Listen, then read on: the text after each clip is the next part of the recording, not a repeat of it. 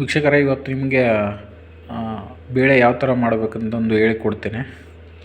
ಮೊದಲು ಏನು ಮಾಡಿ, ಬೇಳೆ ತೊಗೊಂಡು ನಿಮ್ಗೆ ಎಷ್ಟು ಬೇಕೋ ಅಷ್ಟು ಹಾಕಿ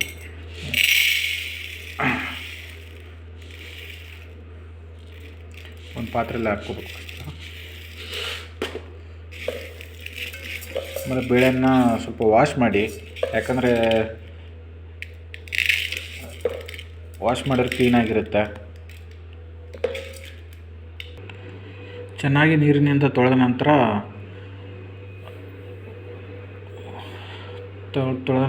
ಕುದಿಯಲು ನೀರನ್ನು ಹಾಕಿ. ಜಾಸ್ತಿ ನೀರನ್ನು ಹಾಕಬೇಡಿ.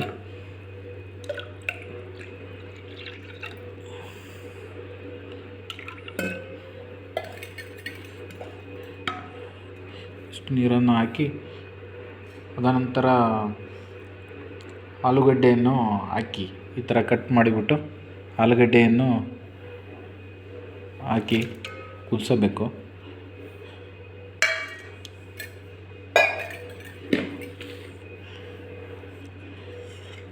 ಕ್ಯಾಪ್ ಮುಚ್ಚಿ ಕುದಿಸಬೇಕು.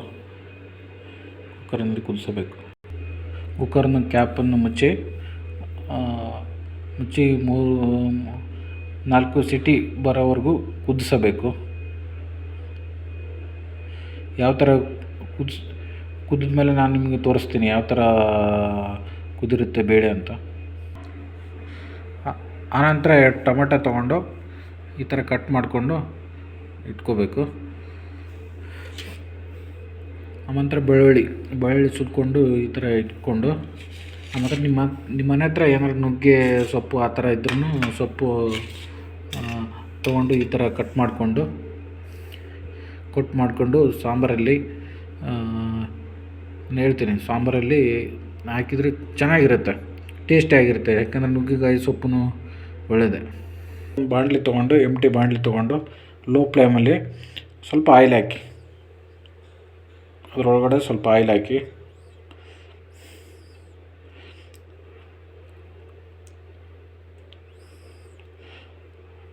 ಈ ಥರ ಆಯಿಲ್ ಹಾಕಿ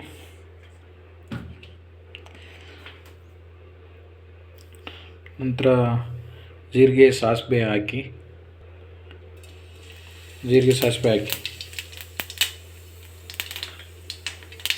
ಆನಂತರ ಬೆಳ್ಳುಳ್ಳಿ ಹಾಕಿ,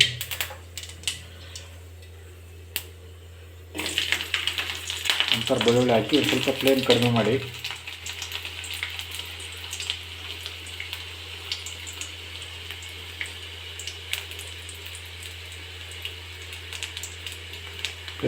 ಮಾಡಿ, ಸ್ವಲ್ಪ ಬೆಳ್ಳುಳ್ಳಿ ಬೆಂದ ತಕ್ಷಣ ಸ್ವಲ್ಪ ಕೆಂಪಿಗೆ ಆದ ನಂತರ ಟೊಮೊಟೊ ಹಾಕಿ, ಆನಂತರ ಚೆನ್ನಾಗಿ ಮಿಕ್ಸ್ ಮಾಡಿ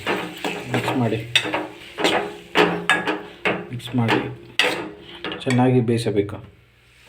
ಸ್ವಲ್ಪ ಫ್ಲೇಮನ್ನು ಜಾಸ್ತಿ ಮಾಡ್ಕೊಂಡು ಚೆನ್ನಾಗಿ ಬೇಯಿಸಬೇಕು.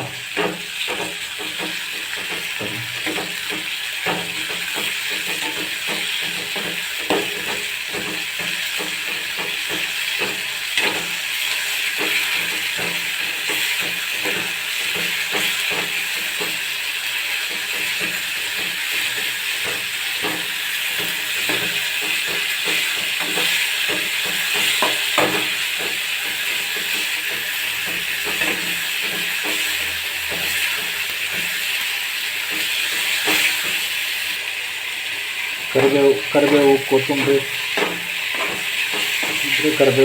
ಹಾಕಬೇಕು. ಕರಿಬೇವು ಕೊತ್ತಂಬರಿ ಖಾಲಿಯಾಗಿದೆ, ಪರವಾಗಿಲ್ಲ. ನಾನು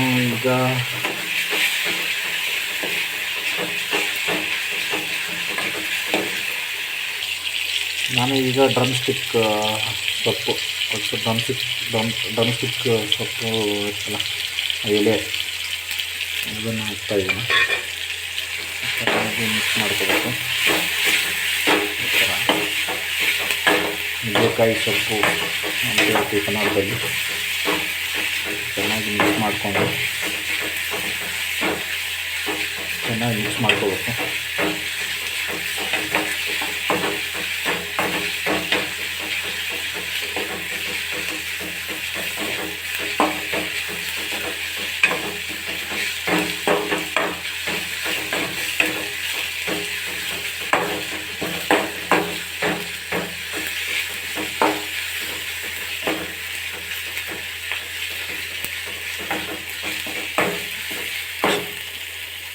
ಇದಕ್ಕೆ ರುಚಿಗೆ ತಕ್ಕಂತೆ ಉಪ್ಪು, ಆಮೇಲೆ ಖಾರ,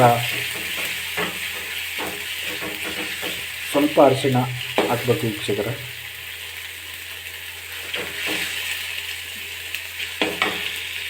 ಲೋ ಫ್ಲೇಮಲ್ಲಿ ಇಟ್ಕೊಂಡು ರುಚಿಗೆ ತಕ್ಕಂತೆ ನಾನೀಗ ಉಪ್ಪನ್ನು ಹಾಕ್ತಾಯಿದ್ದೀನಿ. ಉಪ್ಪು ಹಾಗೆ ಖಾರ ಹಾಕ್ತಾಯಿದ್ದೀನಿ.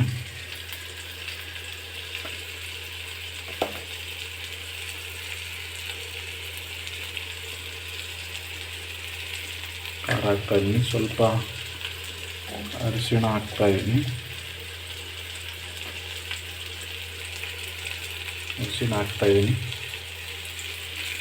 ಆನಂತರ ಚೆನ್ನಾಗಿ ಮಿಕ್ಸ್ ಮಾಡಿ ಈ ಥರ ಮಿಕ್ಸ್ ಮಾಡಿ ಚೆನ್ನಾಗಿ ಮಿಕ್ಸ್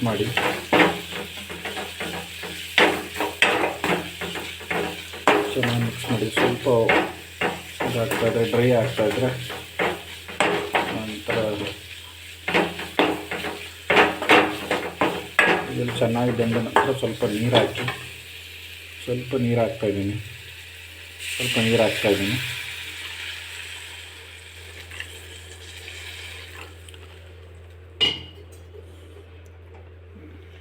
ನೀರು ಹಾಕಿ ಸ್ವಲ್ಪ ಕುದಿಬೇಕು. ಇವಾಗ